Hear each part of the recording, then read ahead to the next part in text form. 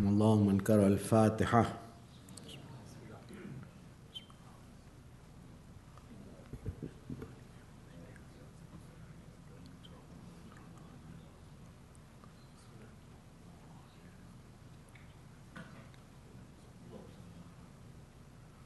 أعوذ بالله من الشيطان الرجيم. بسم الله الرحمن الرحيم. الحمد لله الذي لا يبلغ مدحته القائلون ولا يحصي نعماه العادون ولا يؤدي حقه المجتهدون الذي لا يدركه بعد الحمم ولا يناله غوص الفتن الذي ليس لصفته حد محدود ولا نعت موجود ولا وقت معدود ولا أجل ممدود فطر الخلائق بقدرته ونشر الرياح برحمته ووتد بالصخور ميدان أرضه والصلاة والسلام على أشرف الأنبياء والمرسلين خاتم النبيين محمد صلى الله عليه وآله وسلم والصلاة والسلام على أهل بيته الطيبين الطاهرين المعصومين المظلومين واللعن الله على أعدائهم أجمعين. قال الله سبحانه وتعالى في كتابه المجيد وفرقان الحميد: بسم الله الرحمن الرحيم. تلك الجنة التي نورث من عبادنا من كان تقيا آمنا بالله وصدق الله العلي العظيم. Assalamu alaikum wa rahmatullahi wa barakatuh. Alhamdulillah, we have been given an opportunity once again to get together and commemorate one of the youngest of the Aimma alayhimus salam, the ninth Imam, Imam Muhammad ibn Ali at-Taqiyun al-Jawad, salawatullahi wa salamu alayhi. And so that we may get to the command of Allah that we show our love for the family of Rasulullah, inshaAllah. A very quick glance at his biography. His name is, as we know, Muhammad. He was the son of the 8th Imam, Imam Ali ibn Musa Rida, salawatullahi wa salamu alayhi. His mother was Walad Rayhana, or she is also known as Sabika.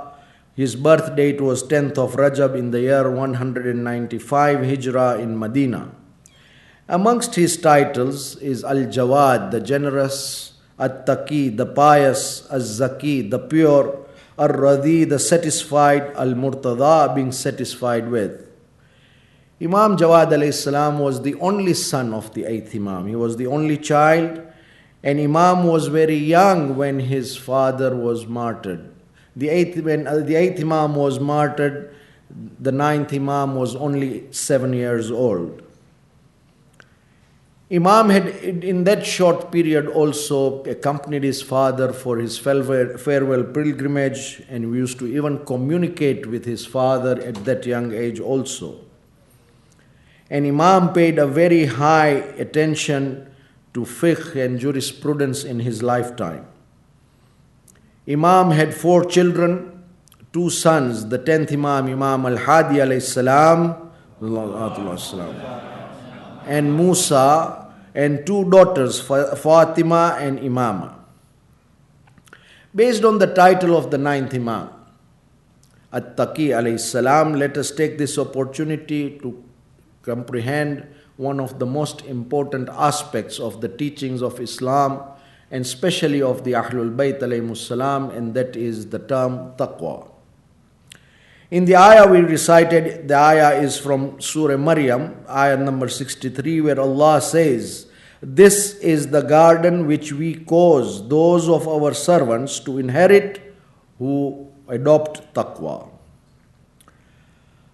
Taqwa has been mentioned in the Quran numerous times. And for that matter, even Nahjul Balagha, which is from none other than Imamul Muttaqin Ali ibn Abi Talib salawatullahi wa salamu alayhi,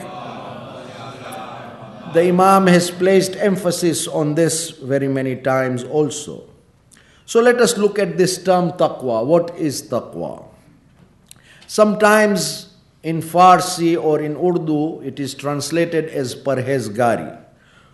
And actually, parhez means abstention. And parhez means to stay away.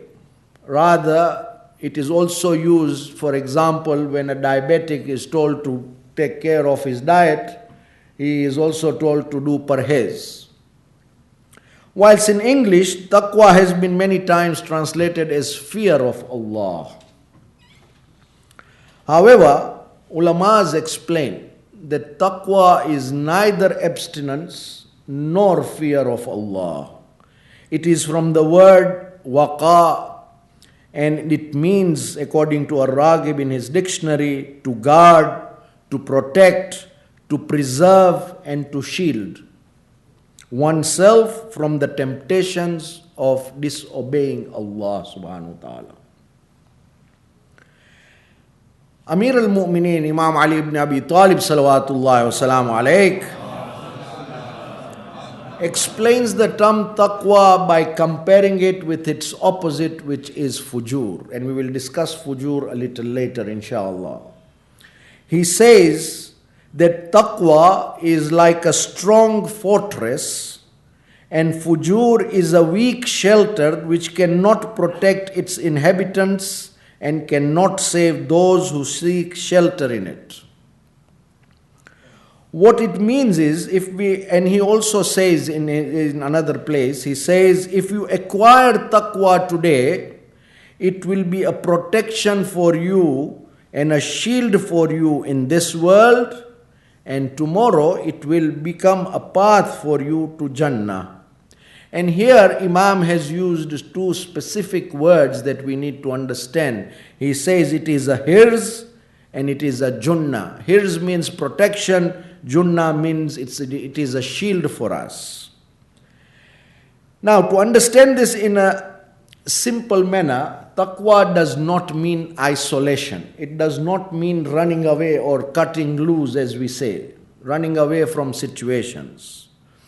It is actually a state of mind that builds a shield around our soul, that we are not tempted to cross any of the commands of Allah, be it wajibat or muharramat, as explained by the Quran, the Sunnah of Rasulullah, and the way of life of the Ahlul-bayt alayhimus salam. Therefore, a muttaqi is somebody who is constantly shielding and protecting himself, not necessarily running away from situations or rather things. He creates a state of mind and spirit that in whatever situation he is put in, he shields himself and protects himself from sins and violations of Allah's commands. Now, when the English translation comes, fear of Allah, many times this question comes, why should we fear Allah? Allah is merciful, Allah is love. Yes, He is love and He is merciful. It is a short form rather. It means that we need to fear the justice of Allah, not fear Allah. We need to fear the justice of Allah, because should Allah take us in account by His justice, then we are doomed.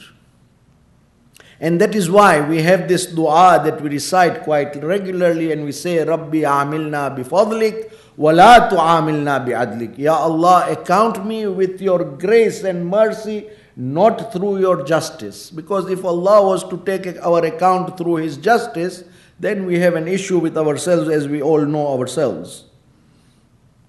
And therefore, taqwa is a process, the end result of which is the fear of the punishment of Allah, not fear of Allah itself. And it does not mean that we need to go into isolation. For example, many times people say the environment here is very bad, we probably need to migrate and go away from here. We probably need to be in the holy places like Najaf and Qum, so that we may have that environment of taqwa and be there. The answer is, we need not run away. 1. 2, there is no guarantee that people who live in those holy lands are also all muttaqi. Yes, the environment is good. In fact, some people even say we want to go back to Zanzibar, where we came from.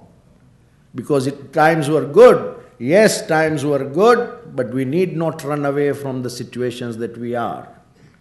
And the circumstances that surround us, we need to protect ourselves. That is how taqwa is attained. When an alim was asked, and the alim was none other than marhum Allama Sayyid Akhtar Rizvi Allahu Maqama, when he was asked that should we go away to Makkah and live in Najaf or Qum, he says you will run away from the West. Where will you run away from its westernization of the other lands as well? So that is not the answer to what we are looking for. Rather, he says that we need to protect ourselves and create a situation not only for ourselves, but as well as our families and our children need to be taught on how to protect themselves from violating the commands of Allah in whatever situation that we may be. Let us look at very quickly at a few examples to understand this principle. And this is only as a matter of example. A man living all his life for 35 years in Qom is asked, do you take alcohol? And he has not even seen what alcohol looks like because it is not available there. Obviously, he is not an alcoholic or he does not take alcohol. But one who lives in Western countries, in United States for 35 years, he has all the means, he has the money, he has the privacy, he has all the ways and availability of all these things, and yet does not go near it, is the one who is having that taqwa. Another example is, you ask a man who has put himself in isolation in a cave in the jungles of India, and tell him, do you speak about your brother to someone else? The man is alone. He has not seen another person for the last 10 years. How is he going to do ghiba and how is he going to do tuhma? Taqwa does not mean that you go away into a cave and seek isolation. It means that you sit in a baraza, but you influence the baraza in such a way that there is no ghiba and no tuhma that happens in that baraza, and there are beneficial discussions that take place. The best of them all as an example, and this is for the lighter side. A friend was regretting and telling another that today I was served with a traffic violation and I got a ticket from the traffic police. And that is something that I have to now pay and sit for a class, etc., etc. And the other friend says, oh my friend, what did you do? It is the last 40 years I have never got a traffic ticket. So this friend who got the ticket was mesmerized and says, oh my brother, please tell me what is the secret behind it. He says, I do not drive. If you do not drive, obviously you are not going to violate the traffic laws. Be a driver, be on the road, and yet not violate any rules of the traffic, and that is what is going to give you excellence. That is the excellent part of being on the road and not violating the road. Sallu ala Muhammad wa ala Muhammad. So what does this all translate into? It translates that taqwa does not mean isolation. For a better word, it is insulation. That we need to insulate ourselves such that in whatever situation we are put in, we will protect ourselves from violating any of the laws or any of the commands of Allah subhanahu wa ta'ala. And as Amir al-Mu'mineen alayhi salatu wassalam says, and only he is capable, it is only the Ahlul-bayt who can give us such wisdom. He says that taqwa can protect you provided you protect it. Taqwa will protect us provided we protect ourselves and protect that taqwa, that it is not broken into. And this is what Amir al-Mu'mineen tells us, that what we need to do is constantly work on it, that we do not cross any boundaries and keep our taqwa intact. However, to understand taqwa better, it is always the style of the Quran as well, of the Ahlul-bayt, that they give us the opposite as well. And when we look, for example, at Surah Shams, the 91st surah, which we recite on Eid day many times and sometimes in our Mustab Salat as well, Allah says in Ayah 8, after taking so many oaths, He says, فَأَلْحَمَهَا فُجُورَهَا وَتَقْوَاهَا. And then He inspired it to understand what is right and wrong for it. What does this mean? That we are unable to comprehend taqwa fully if we do not comprehend its opposite, which is fujur. And therefore, when we look at the explanation of this ayah, in one sentence it says, Allah created the soul of the human being and then He inspired it to know fujur. For him to know what is evil and also for him to understand what is taqwa. So we have to understand fujur. And when Amir al-Mu'mineen says that taqwa is a strong fortress, it protects you from all sorts of winds that may come and hurricanes that may pass. It is a protection, it is a strong fortress. Fujur, on the other hand, is a weak shelter which cannot protect its inhabitants and cannot save those who seek shelter from it. As we have in Gujarati say, wa fare, wadar fare, and that is how it is, that when the wind blows and we blow by with the wind and we are gone with it. So what does fujur mean?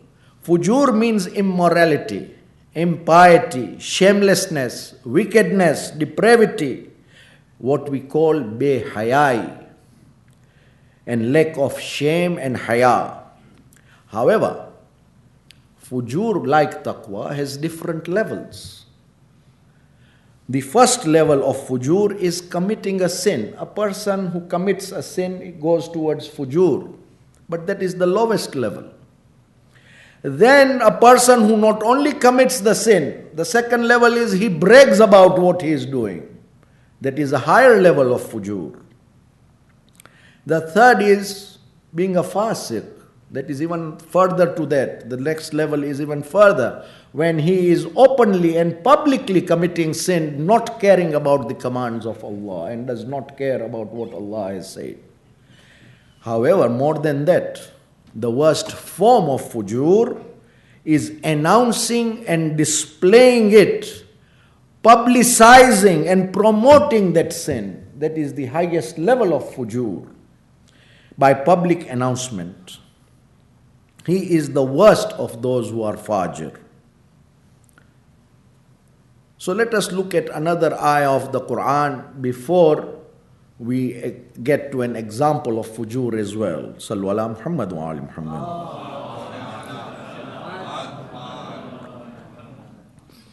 Allah in Surah An-Nur, ayah number 19 says, إن الذين يحبون أن تشيع الفاحشة في الذين آمنوا لهم عذاب عليم في الدنيا والآخرة.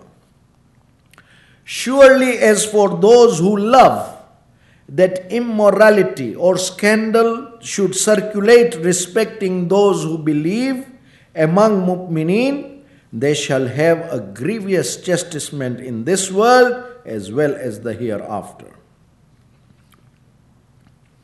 So here we need to understand, and this is something that we need to understand, and this is the responsibility of the member to explain and draw our attention. And today we want to draw our attention to a very important aspect. And please understand that this is not directed at anyone individually. This is a general observation. Technology is good and can be used for good as well as for evil. And we all know about this. However, misuse and abuse of technology can lead us to fujur. Do we have examples? Yes, we do have examples. WhatsApp, Facebook, these are good tools for networking and keeping in touch with people, and many other good uses that come with it. However, these are also tools of fujur. Do we have examples? Yes, we have examples. When we go to Facebook, for example, and this is only an example, we see marriages and pictures and photographs and videos of marriages. Yes, on our wedding night, of course, the bride and the groom have to be in their best. It is their night, it is the beginning of a new life for both of them together. And it is one of the nights of big barakah for them as well as their families. We must comprehend that. However, we see that there is hijab, there is music, there is mixed gatherings, and these are photographed and immortalized and then displayed on Facebook for the entire world to see. The woman is a hijabi woman, yet on her wedding night you see her photographs, the most intimate pictures put on Facebook for the world to see. Is that right? Is that not form of that fujur where we are promoting sin? This is something that we need to comprehend. Technology is good. Sometimes there is sin even during marriages, and that is why we have to understand that we have to be very careful, especially when we are in joy. At that time, we have to be careful that we do not violate any of the commands of Allah. We have to be more careful at that time. And sometimes there is peer pressure, sometimes there is family pressure, sometimes the demands of society to be cool in society, as we say. Not only is the act is sinful, that is one side of it, but when we publicize it and we put it on the Facebook, and then these are shared by others for everyone else to see, this is publishing and publicizing our sin, which is the last form of fujur, and we need to ask ourselves, where is our sharm? Where is our haya? Where is our modesty? Where is our hishma, as we say in Kiswahili? Where are we? We need to understand this. And therefore, when the Quran says, surely those who love that immorality should circulate respecting mu'mineen, they shall have a painful punishment in this life as well as the next world and the hereafter as well. In fact, there are studies about Facebooking.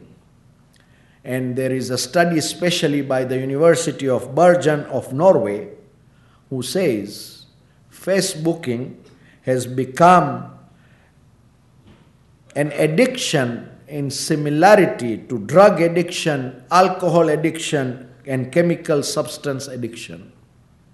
I am not saying this. This is a study that has been done by a university in Norway, which has also been endorsed by a university in the United Kingdom as well. And he says there are many reasons. This is available. If you Google it, you will find this study there. And they say there is a lot of symptoms that are there. And the person who has actually undertaken the study says that there are 6 main things that you must understand. And if any of these are there, you should know that you are an addict of Facebook. And he or she says, one who spends a lot of time thinking about Facebook or plan use of Facebook all the time, feels an urge to use Facebook. In order to forget about personal problems, he or she opens Facebook, and he has tried to cut down on using Facebook, yet it is without success. One becomes restless and troubled if the Facebook has been taken away from him or is restricted to use it or prohibited, so much so that it has had a negative impact on the personality of the person. Sallu ala Muhammad wa ala Muhammad. And it shows us that it's a lengthy study. It says that people are having anxiety, or they have that inferiority that they are not part of the society, therefore they want to prove themselves. We ask, are there alternatives? Yes, there are alternatives. First and foremost, alternative of such a thing, when we have the need to talk to someone, why can we not talk to Him, Allah subhanahu wa ta'ala, who is our Lord, who is ever ready to listen to us at any time? There is no restriction. There is no need to do anything further. Wherever we are, we can speak to Him. And that, not only that, He is promising to answer whatever we seek from Him. Whatever our anxiety, whatever our inferiority, whatever our issue, whatever our problem, He is ready to answer. Not is He ready to answer, He will give us the way to overcome our issues in life. He is always there. And moreover, more than that, there is guaranteed privacy of whatever we speak to Allah between us and Him remains between us and Him, and there is none other. And if we want real answers, why don't we open Quran and read what He is answering us for what we have spoken to Him about? Because this hadith exists which says that if you want to talk to Allah, you do dua. When you want to listen to what Allah has to answer you, you open the Quran and see what He has to tell you. We need to speak to our Aimma alayhimus salam. Make them our wasila and tell them to take us where we need to be. We have so many things. Sometimes we need to open Saif-e Sajadiyah, for example. Our Aimma alayhimus salam have given us solutions to our problems, so many of them. But we need to open this. And we can use the same technology that we use for such things of fujur. We can use the same technology today for all this that is available online, that is available on Facebook, that is available by many other tools of the technology today. We need to ponder about these things. We need to train ourselves. We need to train our children. That when we come for majalis, for example, here, we are sitting in the presence of the Imam. Where do we come? We need to change our view by calling this a center. We need to start calling it again what was being called by our grandfathers, that this is Imam Bargah. Meaning this is the Bargah of the Imam. When we come here, this is the Imam's house. And when somebody is sitting in front of us and addressing us, he is supposed to be, and what he normally does, and this happens, is he is giving us the teachings of the Quran and the Ahlul-bayt only.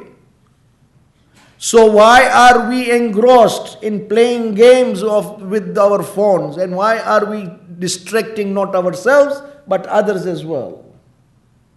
This is something we need to train ourselves, train our children. We don't need a stick by saying we need to put things like jammers and things like that, that our phones don't work. No. We need to shield ourselves from being tempted towards these things. Sallu ala Muhammad wa ala Muhammad.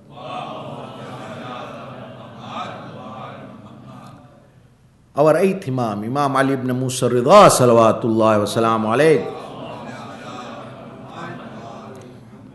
says, if a person does a good deed privately, be it ibadat, be it charity, whatever good he does privately where others would not know, something he does very secretly, Allah will reward him for it 70 times. Since he did secretly only to seek the pleasure of Allah subhanahu wa ta'ala. He did not do it to show it to anyone or tell it to anyone. When somebody commits a sin and announces it publicly, this is where the dangerous line is drawn. That when somebody commits a sin and announces it publicly, whether by words or by deeds, and does not care, Allah abandons him and leaves him to himself. Then Imam tells us, whilst the one who commits a sin, hiding it from other people, one day when he realizes his mistake, regrets sincerely and seeks Allah's forgiveness, Allah will forgive him. And this is our hope. We all make mistakes. But this is our hope, that Allah will grant us maghfirah, inshallah. Because Allah knows our weakness. He knows what we have done. Yet we were not blatant and did not challenge Him openly by doing it and announcing it publicly. He will cover us. He is Sattar al-Uyub. He is Ghaffar. He is Ghaffar al-Dhunub. He will cover us, and He will also forgive us for our mistakes and our shortcomings, inshallah. We have gathered here to mourn the Shahadat of Imam, the 9th Imam, whose title is At-Taqi alayhi salam. It does not mean that At-Taqi is only the title of the 9th Imam. It is for all Imams. And for an example, just as an example, when we recite Ziyarat-e-Waritha or Ziyarat of Aba Abdullah, we say, Ashhadu annakal imamul barru taqiyul raziyul zakiyul hadiyul mahdi. The last 5 Imams' name titles are all there for Aba Abdullah. So all of them are At-Taqi. But the one who was given the title of At-Taqi was the youngest of all the Aimma alayhimus salam. Maybe this is an ishara for us, because sometimes we have this notion in our mind that when we are young, let us do whatever we can, and when we get old, we will look about taqwa. My brothers and sisters, when we are old, we are sometimes unable to do what we want to do and wish to do. Taqwa is not when we are unable. Taqwa is when we are able, yet we protect and shield ourselves from violating Allah's commands. Sallu ala Muhammad wa ala Muhammad. And when we look at this Imam, an Imam who came at the youngest age of 8, who took over the reins of Imamat, and was martyred at the age of 25. A 25-year-old can never be called an elder, can we? Yet he is given the name At-Taqi. This is probably an ishara to us that taqwa has to be taken not lightly when we are young. It has to be something that has to be part of our life as we grow. When we look at the Imam's life, for example, upon the Shahadat of the 8th Imam, Ma'mun al-Rashid sought Imam Jawad alayhi salam. And he was so impressed by the very first meeting. And we have heard these events about him passing on the way and coming back from hunting, and the question answer of the violation of ihram and all that we have heard so many times. But in the very first meeting, he was so impressed that Ma'mun wanted to marry his daughter Fadl to Imam Jawad alayhi salam. And he did that despite all the Banu Abbas being against him. However, immediately upon the aqd of the Imam with Fadl, he did not stay long in Baghdad. In his short stay at the palace of Ma'mun, there was all the luxury that was put to his disposal. So many gifts were given to him by the Khalifa of the time, that amongst the list that we have in history, it is said besides all the gifts of jewelry and all that was showered upon the Imam 1300 years ago was given almost 1,000,000 dirhams in cash. 1,000,000 dirhams not of today. 1,000,000 dirhams 1300 years ago could buy many things. But Imam did not use a single dime from that. He protected himself even from the luxuries of the palace. Though he was granted so much honor and respect, because the Shias revered him as the Imam, whilst the non-Shias revered him as the son-in-law of the Khalifa. So all Muslims were looking upon him as in honor. Yet he did not take that honor as an honor there whereby he would flaunt or go away with the wind. People respected the Imam. And what did he do with that cash? He gave away everything to the poor and the needy that were there during his time. And that is why his other title is Al-Jawad. Jawad means he was generous. That whatever he had, he gave away in the way of Allah, in helping the needy and helping the poor. It does not mean that we do not earn. It does not mean that we close our businesses and go and seek a seat in the ashram in India. No, it does not mean that. What it means is we earn, but we earn in a halal way without breaking any bounds or any command of Allah subhanahu wa ta'ala. And whatever we earn, Alhamdulillah, we are content with it, and we also keep a share for those who are needy and poor, that whatever we have, from whatever we have, inshallah. Sallu ala Muhammad wa ala Muhammad.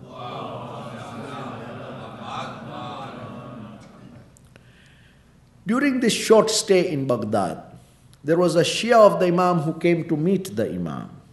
When he came to meet the Imam, when he saw the luxury which was at the disposal of the Imam, he just had a thought in his mind. He did not say it to anyone, nor did he tell the Imam also. He just came across a thought that the Imam will never return back to Medina, because how will he leave all this luxury and come back to Medina, which is such a poor state? When he went to the Imam addressed him and says, "Oh Hussein al-Maqari," which was his name, "what you have thought about me is not correct. The dried loaf of bread of wheat in Medina, in the precincts of my grandfather Rasulullah, is better for me than the luxuries of this world, of what you see around here." This is the taqwa of Imam.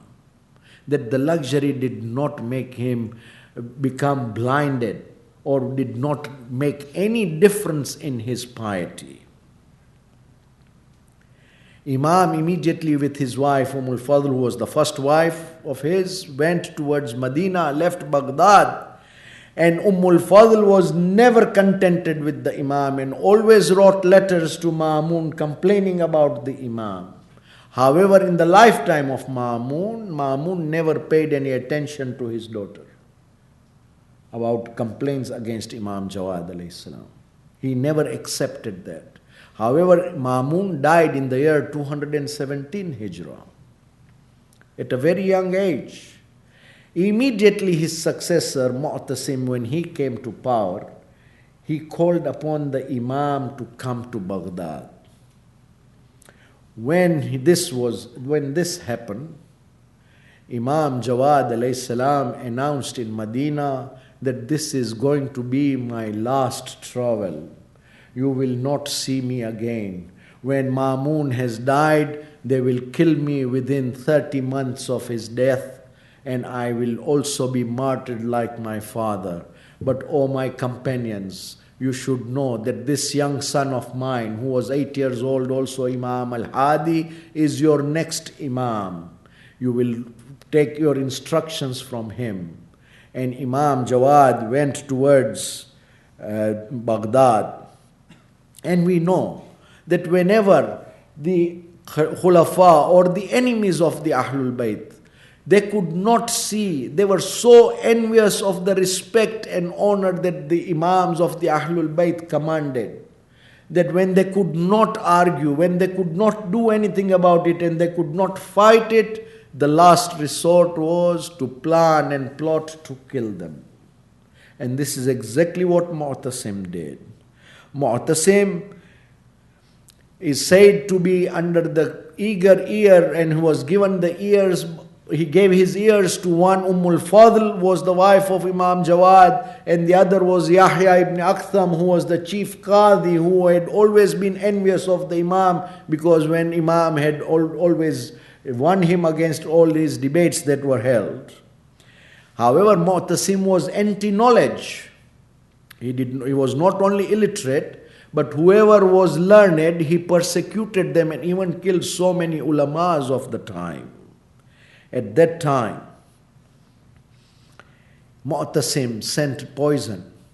And there are two versions to this. One is that it was sent to the scribe of Imam Rida. The other was it was sent to the daughter of Ma'mun, al-Fadl, who was the wife of Imam Jawad alayhi salam, and was sent to serve him. The poison took its effect. Imam left this world on the 29th day of DhulQaad in the year 220 Hijrah at the young age of 25. He was the youngest, he was Gharib. This Imam was Gharib, far away from his family, far away from Medina, in Baghdad, in a faraway land. He was orphaned at the young age of 8, and so did his martyrdom orphan his son Imam al-Hadi, who was also 8 years old. This Imam left all his children orphaned. And at the last moment when Imam al-Hadi came by a miracle to the aid of Imam Jawad alayhi salam, his wish was, "Oh my son, it is my wish that you bury me by my grandfather Imam Musa al-Qadhim alayhi salam, where he is buried today in Qadhmain." And we see both of them next to each other. We tell the Imam, "Ya Imam, your wishes were to be buried next to your grandfather. But we remember your grandfather Hassan al-Mujtaba, who also had a wish to be buried next to your grandfather Rasulullah." However, the people of that time, the oppressors and tyrants of that time, under the command of Marwan, shooted arrows at the bier of Hassan al-Mujtaba.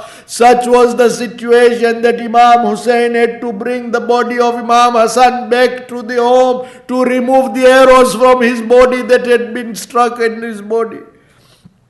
That was the case. And Ya Imam, when you were martyred, at least the government gave you an honorable funeral and a burial. But Ya Imam, your grandfather in Karbala, Ya Hussein, there was nobody to even come near Abu Abdullah. His body was left on the burning sands of Karbala, where there was no kafan, no dafn.